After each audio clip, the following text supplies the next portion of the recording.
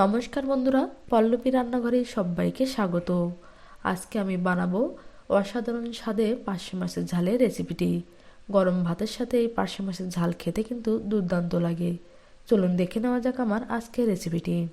পার্শে মাছের ঝাল বানাবার জন্য এখানে আমি নিয়েছি 5টা পার্শে মাছ। মাছ ভালো করে ধুয়ে পরিষ্কার করে নিয়েছি। এবার এর মধ্যে দিয়ে দিচ্ছি 1/3 চা চামচের মতো লবণ,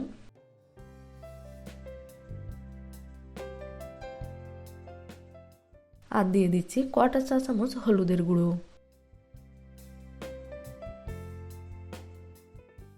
লবণ আর হলুদ মাছের গায়ে খুব ভালোভাবে মাখিয়ে নিচ্ছি।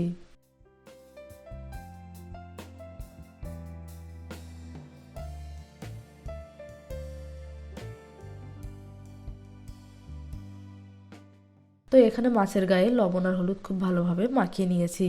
এভাবে মাছগুলোকে আমি 10 মিনিটের মতো রেখে দেব। এটাকে সাইডে রেখে দিচ্ছি। প্রথমে একটা মশলা রেডি করে নেব। তার জন্য এখানে নিয়েছি একটা বাটি।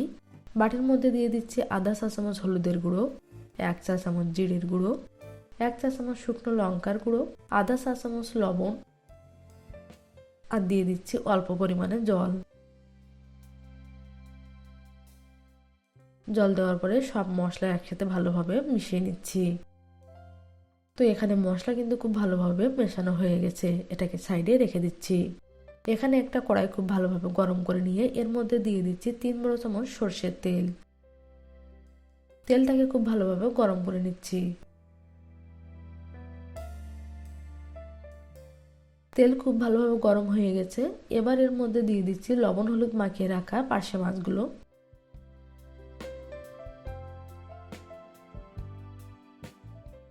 মাছগুলোকে মিডিয়াম ফ্লেমে হালকা গোল্ডেন করে ভেজে নিচ্ছি। মাছের একটা সাইড হয়ে গেলে এভাবে উল্টে দিচ্ছি।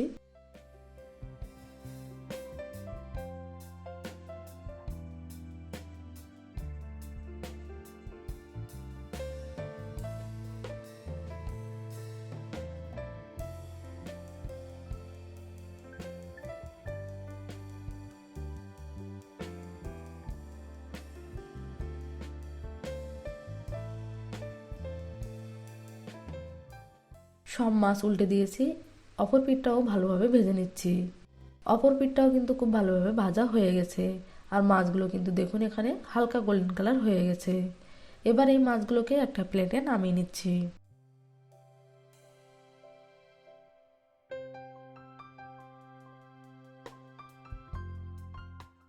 তো এখানে সব মাছ নামিয়ে নিয়েছি। এতটা তেলের প্রয়োজন নেই, তো কিছুটা তেল আমি এখানে তুলে নিচ্ছি। এই গরম তেলের মধ্যে দিয়ে দিচ্ছি আধা চা চামচ কালো জিরে, দিয়ে দিচ্ছি একটা টমেটো বাটা। কালো জিরে আর টমেটো বাটাটা খুব ভালোভাবে মিশিয়ে নিয়ে কিছুক্ষণ এভাবে নাড়াচাড়া দিয়ে নিচ্ছি।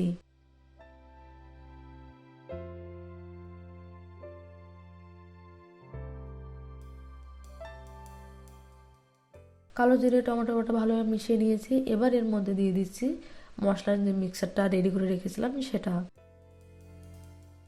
সবকিছু আবারও খুব ভালোভাবে মিশিয়ে নিচ্ছি।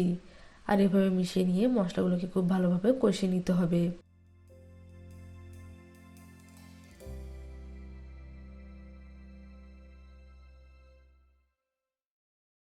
তো দেখুন এখানে কিন্তু মশলা খুব ভালোভাবে কষানো হয়ে গেছে, তেল উপরে উঠে এসেছে। আর মশলার মধ্যে যে জলটা ছিল সেটা কিন্তু আর নেই। আরো কিছুক্ষণ এভাবে নাড়াচাড়া দিয়ে এর মধ্যে দিয়ে দিচ্ছি 1 গ্লাস জল। খুব বেশি পরিমাণে জল দেওয়ার প্রয়োজন নেই।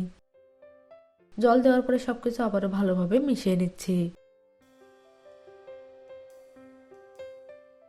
সবকিছু ভালোভাবে মিশিয়ে নিয়েছি। এবার এর মধ্যে ফুট আসতে দেব।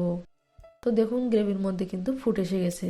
এবার এই গ্রেভির মধ্যে দিয়ে দিচ্ছি ভেজে রাখা মাছগুলো। দিয়ে দিচ্ছি 2 থেকে 3টে চেরা কাঁচা লঙ্কা। চেরা কাঁচা লঙ্কা দেওয়ার পরে একটু নাড়াচাড়া দিয়ে নিচ্ছি। এবার এই মাছগুলোকে মিডিয়াম ফ্লেমে 3 থেকে 4 মিনিটের মতো রান্না করে নেব। আর এ সময় ঢাকনা দিয়ে মাছগুলোকে রান্না করার কোনো প্রয়োজন নেই। 3-4 মিনিট পরে মাছগুলোকে এভাবে উল্টে দিচ্ছি।